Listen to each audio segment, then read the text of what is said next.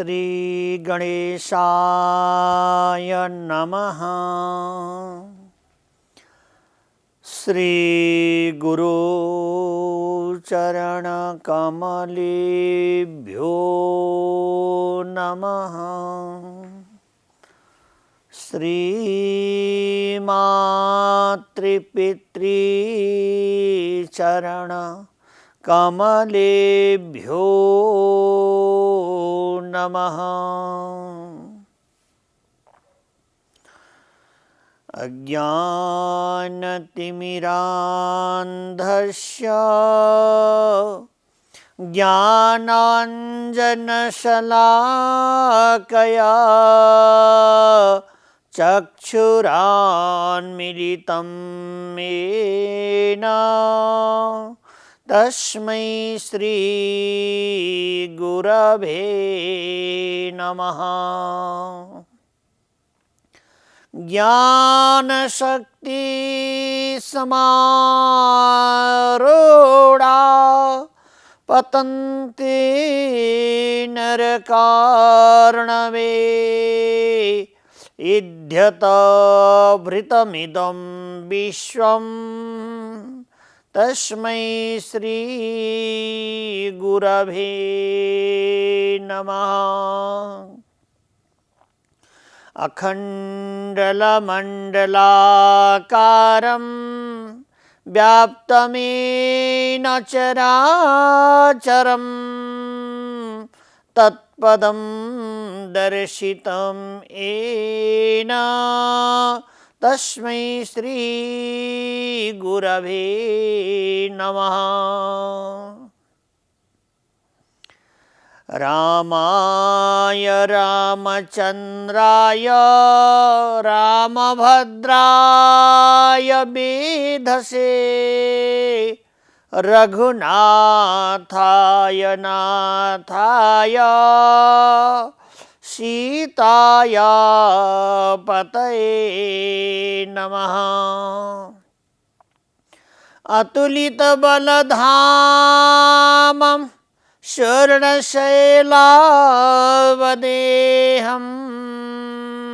धनुजवनकृशानं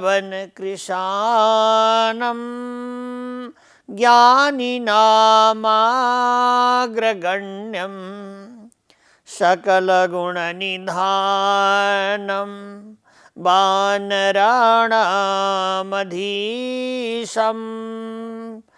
रघुपतिप्रियदूतं वातजातं नमामि। व्यासाय विष्णुरूपाय व्यासरूपाय विष्णवे नमो वै ब्रह्महृदये वासिष्ठाय नमो नमः।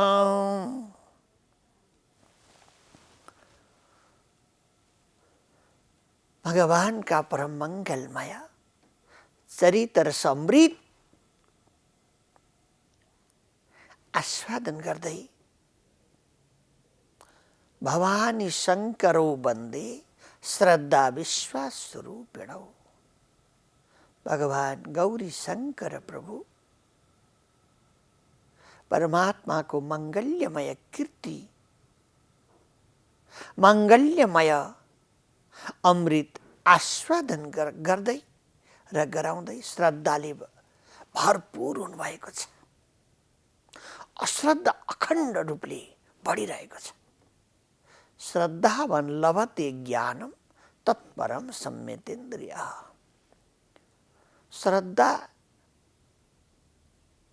जति बढ्दै जान्छ त्यति नै माङ्गल्यमय परमात्माका अमृतहरू आस्वादन गर्दा भावातीत प्राणी हुँदै जान्छ। त्यसैले भावको दशामा नै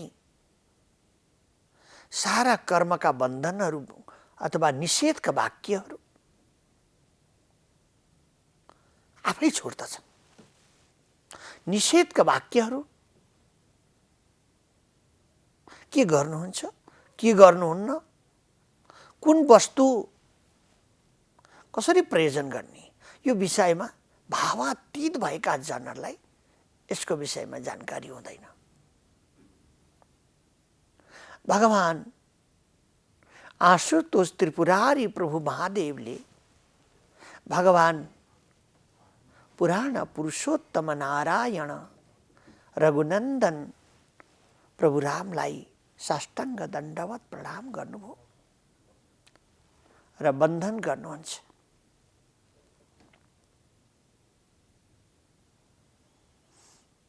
अति हर्षले गदगद हुनुभएका भगवान महादेव महादेवीलाई भन्नुहुन्छ, महादेवी जति जति प्रकारका भगवानका गुणानुवाद रस अमृत आस्वादन गर्ने सौभाग्य प्राप्त हुन्छ, श्रद्धा उत्पत्ति हुन्छ, यो नै परम मङ्गलमय विषय हो। रघुकुल तिलक प्रभु रामद्वारा आफ्ना प्रिय भाइ लक्ष्मणलाई एकान्तमा मोक्षको गति प्राप्त हुने गरी जसरी प्राणीहरू भवबन्धनबाट छुट्दछन्, सहजै निर्विकल्प आनन्द स्वरूप परमात्मामा प्राप्त हुँदछन्, त्यस्ता परमात्माको अमृत हे भवानी श्रवण गराउँदै हुनुहुन्छ। नजिकै बसेर प्रभुको मुखारविन्दलाई ठुलो ठुलो हेरिरहनु भएका र हृदयभरि भगवान परमात्मालाई नै साक्षात्कार देख्नुभएका सकल आनन्दका घनीभूत तत्व त्यो सच्चिद आनन्द रूप परमात्मालाई दर्शन गर्न पाएर आफ्नो अगाडि उहाँको मुखारविन्दबाट मङ्गल्यमय शब्दहरू श्रवण गर्ने सौभाग्य मिलेर असाध्यै आनन्दित हुनुभएको छ। हे भवानी उहाँले स्तुति गर्नुभयो, भगवान सारा यी कर्म विपाकहरू कर्मका गतिहरूबाट जनहरू सहजै भगवानको गतिमा पुग्न सक्दैनन्। कर्मको गतिद्वारा अहमता प्राप्त हुन्छ, अहमताद्वारा जीव रूप बलियो हुन्छ अनि संसार प्रकृति नै महत्त्वपूर्ण भएर अगाडि दृश्यमान हुन जान्छ। त्यसले गर्दा आकर्षति यो जगतले विद्यमान प्रकृतिको प्रपञ्चले पञ्चीकृत भएको यो जगतले आफूतिर त्यसलाई आकृष्ट गर्दछ। यसबाट सहजै मोक्ष हुनका लागि हजुरका मुखारविन्दबाट त्यो माङ्गल्यमय हे प्रभु सारा जीव मात्रको कल्याण होस् भन्ने भावनाले मोक्षको मार्ग प्रशस्त गरिदिई बक्सियोस्। जिज्ञासा सुनाउनु भयो भगवान महादेवीलाई आज्ञा भयो, महादेवी सावधान भएर सुन। मङ्गल भवन मङ्गल हारी द्रवसु दशरथ अजीर बिहारी।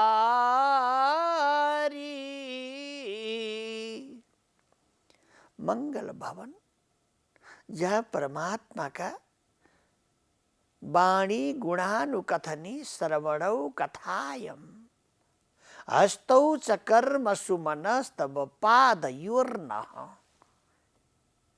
वाणीले चित्तवृत्ति द्वारा कर्मद्वारा त्यो परमात्माकै सेवा हुन्छ।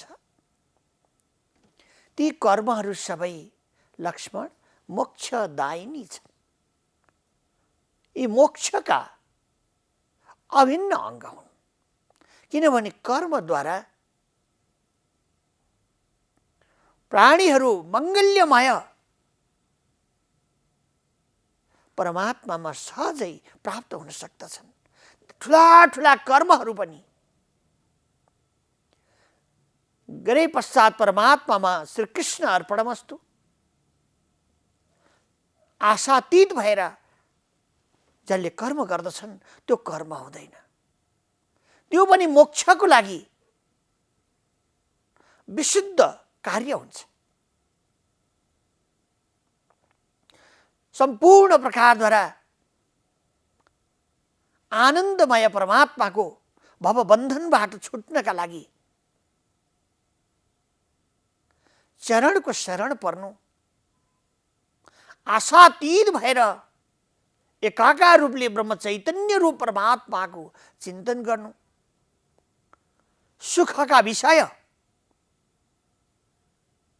सारा कार्यका मूल अधिष्ठारू भगवान नारायण वासुदेव सर्वव्यापक भइबक्सिन्छ भनेर बोधन गर्नु, यो मोक्षका लागि प्राप्तै हुन नसक्ने मङ्गल्यमय गुणहरू हुन्। वैरागी जनहरू, वैराग्यमा उत्प्रोत भएका, ज्ञानले परिपूर्ण भएका महामनीषी जनहरू लक्ष्मण सारा कर्महरू गरिरहनु भएको हुन्छ।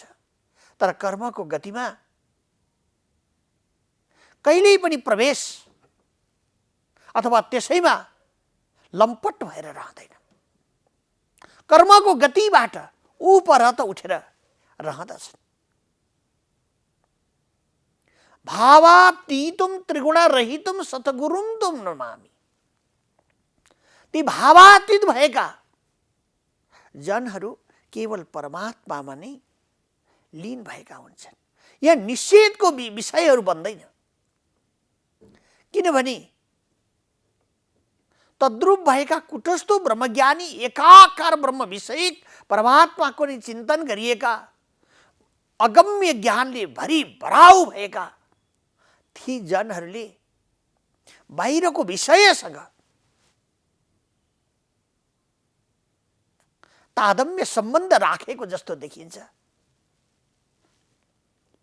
लक्ष्मण। तर सम्बन्ध भगवान अखण्ड आनन्द स्वरूप परमात्मामा जोडिदिएको हुन्छ, समर्पण गरेको हुन्छ। र सर्वदा प्रकारद्वारा हिलोमा कमलको फूल उम्रेर आउँछ, फूल बाहिर ढकमक्क राम्रो भएर दर्शनीय हुन्छ। यस्तै विज्ञान घन परमात्मालाई प्राप्त गरेर प्रभुका प्रेमी जनहरू मोक्षको गतिमा प्राप्त हुन्छन्। यो शरीर हुँदै कर्म विपाकको काउसोलाई पछौटेपन नगरिकन, त्यसमा आकृष्ट नभइकन पुरुषोत्तम परमात्माको शरण स्वीकार गर्दछन्। र अन्तिममा निरोध सारा प्रकारका बाह्य वस्तुहरूलाई देखेर पनि देख्दैनन्, सुनेर पनि सुन्दैनन् लक्ष्मण। ती जनहरू म परमात्मामा सहजै प्राप्त हुन्छन्। बारम्बार स्तुति वन्दन गरिएको छ। पी जन्म मृत्युको महाभवाटवीमा जनहरू परेर दुःख पाइरहेका हुन्छन्, तर सहजै आफ्ना मङ्गल्यमय परमात्माको अनुसरण गर्नाले ती जनहरू दुःखको भवसागरबाट उपार उठ्ने गर्दछन्। कलिको कल्मसलाई नाश गर्नेवाला मेरा लीला अमृतहरू आस्वादन गर्दछन् भने मेरो पुरुषार्थलाई हेरेर एकदम दिव्यमय म परमात्माको नाम जप गर्दछन्, शरणागति स्वीकार गर्दछन् भने यो भवसागरबाट सहजै ती जीवहरू मोक्ष हुने गर्दछन्। तद्रूप भएर एकाकार भएका जनहरू कर्ममा रहेर पनि कर्मको लवलेशपनाले छुन सक्दैन, सहजै मोक्ष हुने गर्दछन्, सहजै आनन्ददायी सुखदायी माङ्गल्यमय दर्शनीय हुन्छ। त्यसो हुनाले बारम्बार प्रकारद्वारा यो कार्य यो धरणीमा प्राप्त भएपछि पञ्चीकृत भएको यो 5 तत्त्वद्वारा बनेको यो शरीर, यो धरती सर्वदा कर्म गर्नका लागि हो। कर्म गरेर जीवात्मा आशातीत हुनका साथमा ब्रह्मानन्दम कलिमलमथनम पावनम पावनानम परमात्माको माङ्गल्यमय स्वरूपमा प्राप्त गर्दछ।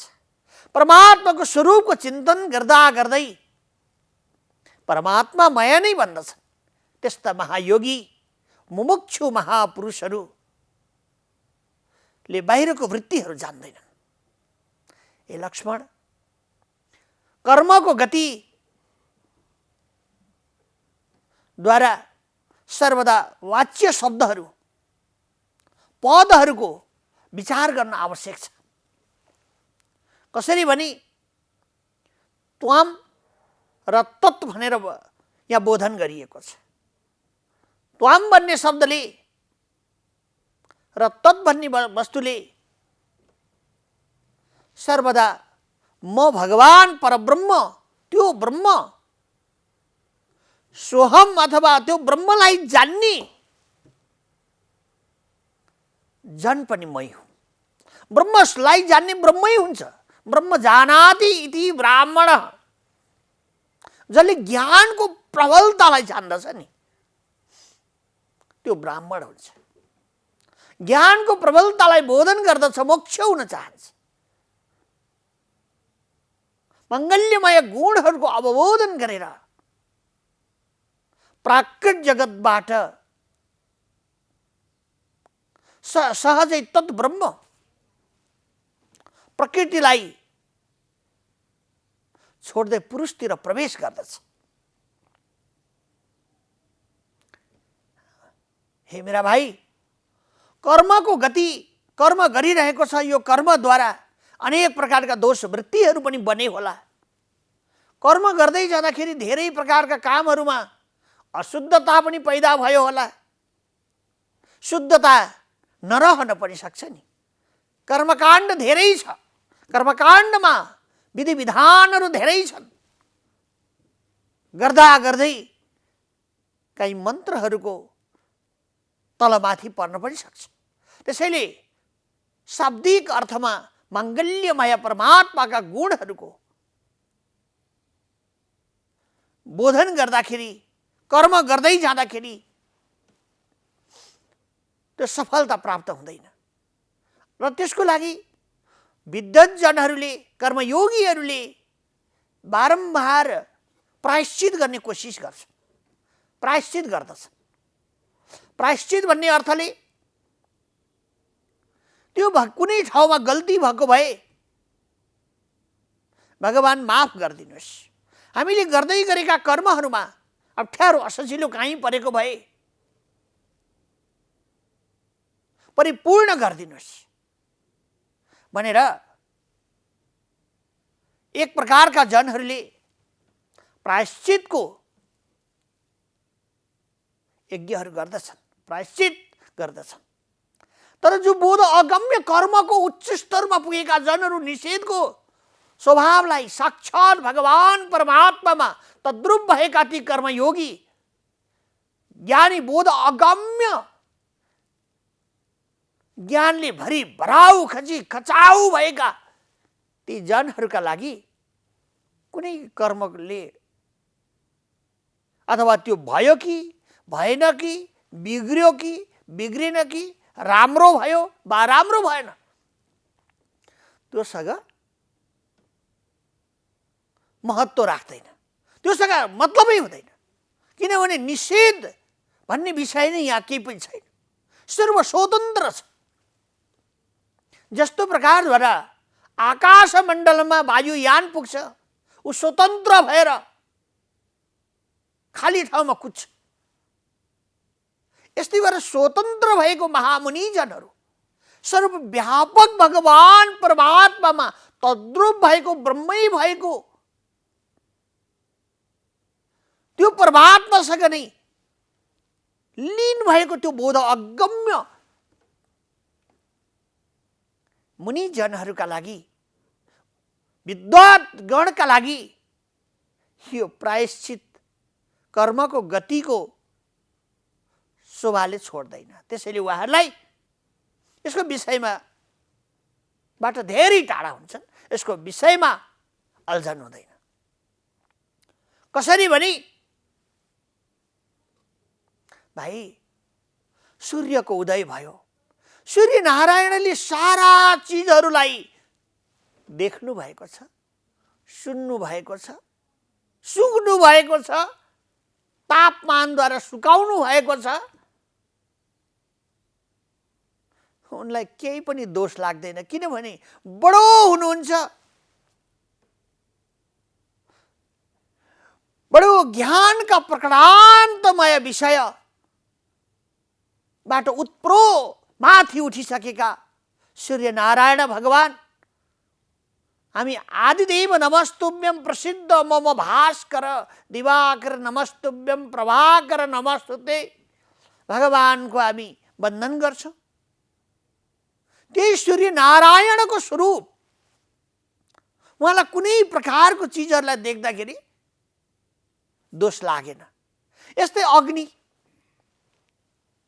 आगोमा अनेक चिजहरू, हे भाइ हवन हुन्छ, आगोमा राखेपछि मलाई यो हवन गर, यो हवन नगर, यो हाल, यो नहाल, यो दाउरा पोल्छु, यो त्यो पर्वाह हुँदैन। जति राखिदिनुहुन्छ त्यति सबै आगाको राखमा डढेर कोइलो हुन्छ, अझै कोइलो पनि डढेर भस्म हुन्छ, खरानी हुन्छ।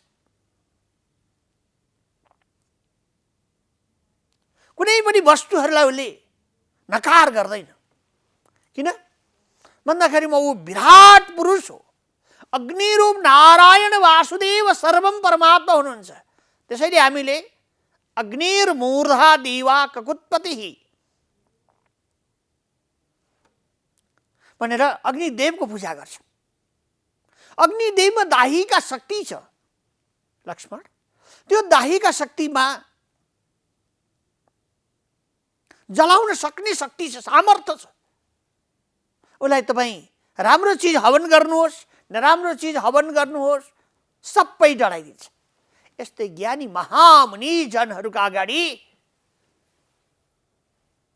कुनै पनि चिजहरू बाँकी रहँदैनन्, सब अगम्य ज्ञानमय हुन्छ, अगम्य ब्रह्मविद आनन्दमय सुखमय हुन्छन् र त्यहाँ कुनै कुरा अप्ठ्यारो असजिलो हुँदैन। यसैले तत्पुरुष भनेर बताइएको छ नि, त्यो भगवान परमात्मामा ट्याप्प गएर छुने बित्तिकै, त्यो भगवानलाई दण्डवत गर्ने बित्तिकै भगवान साक्षात्कार भन्नुहुन्छ। सूर्यको किरणहरूबाट सारा चिजहरूलाई स्पर्श गरेर त्यसले नराम्रा वस्तु वा राम्रा वस्तुले ग्राह्य नगरे जस्तै सर्वदा प्रकाशद्वारा तेजोमय नै भइरहनुहुन्छ। यस्तै प्रकारद्वारा अग्निदेवमा हवन गरिएका सारा चिजहरू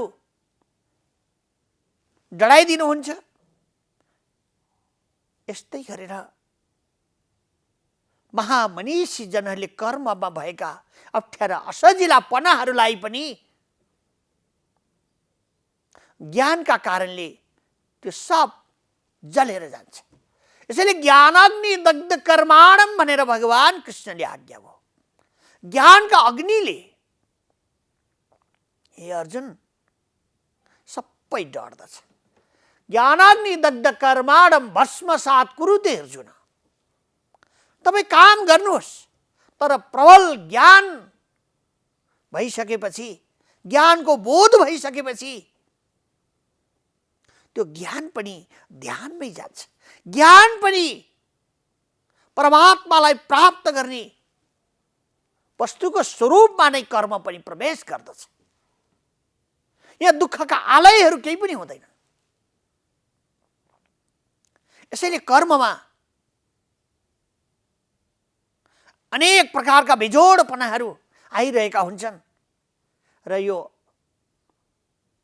भगवानका मङ्गल्यमय गुणहरूको आस्वादन गरेर कर्मको गति तत्त्वद्वारा नै तत् ब्रह्म त्वाम ब्रह्म अहम ब्रह्मास्मि भनेर म भगवानको नै हो, भगवान मेरै हो, त्यो ब्रह्मको म हुँ, मेरो त्यो ब्रह्म नै हो, उहाँ मेरै हुनुहुन्छ र मेरो उहाँ नै हुनुहुन्छ, म उहाँकै हुँ, अर्को कोही पनि होइन। यसरी त्यो परमात्मासँग सम्बन्ध साँठगाँठ जोडिसकेपछि मोक्ष ज्ञानी बोध अगम्य ज्ञानले प्रवीण भएका महामुनिषी जनहरूका भाइ कुनै पनि प्रकारका कार्यमा विकार हुँदैन, कर्ममा विकार भन्दैन। कर्म पनि तेजोमय हुन्छ। कर्म पनि तेजो राशे जगतपते, जसरी सूर्यको तेजसँग हाम्रो तेजको साइनो जोडिएको हुन्छ, हाम्रो यो ब्रह्मरन्ध्रमा रहेको तेज अथवा हामीले देखिरहेको तेज बुद्धि स्वभाव सूर्यको तेजसँग जोडिएको हुन्छ। यसैले हामीले सूर्यको उपासना गर्यौँ भने हाम्रा शरीरमा लागेको रोग निको हुन्छ। सूर्य उपासना गर्यौँ भने शरीरमा लागेको रोग निको हुन्छ। त्यसो हुनाले बारम्बार प्रकारद्वारा हे भाइ भगवान परमात्माको बोध अगम्य रूपले स्वीकार गर्नुपर्दछ। अनि बाहिर प्रकारका कर्महरू पनि मोक्षदायिनी हुन्छन्, कल्याणमय हुन्छन्, आनन्दमय हुन्छन्, सुखमय हुन्छन्। अग्निमा जसरी दाहीका शक्ति बेजोड रहेको हुन्छ, सबै चिजहरूलाई ग्राह्य गर्ने शक्ति हुन्छ, यस्तै प्रकारद्वारा महापुरुषहरूमा पनि हुन्छ। यस्तै गरेर परम त्यागी यशस्वी ज्ञानले प्रबुद्ध भएका जनहरूका अगाडि पनि अज्ञानलाई डराउन सक्ने, कुकर्मलाई सुकर्म बनाउन सक्ने, जन्म मृत्युको महाभवाटवीलाई छुटाउन सक्ने सामर्थ्य हुन्छ। केवल त्यो ज्ञानको कारणले, दिव्यमय ज्ञानको बारम्बार आस्वादन गर्दै जानले हे भाइ कुनै पनि प्रकारका कर्महरूले बाधिन सक्दैन।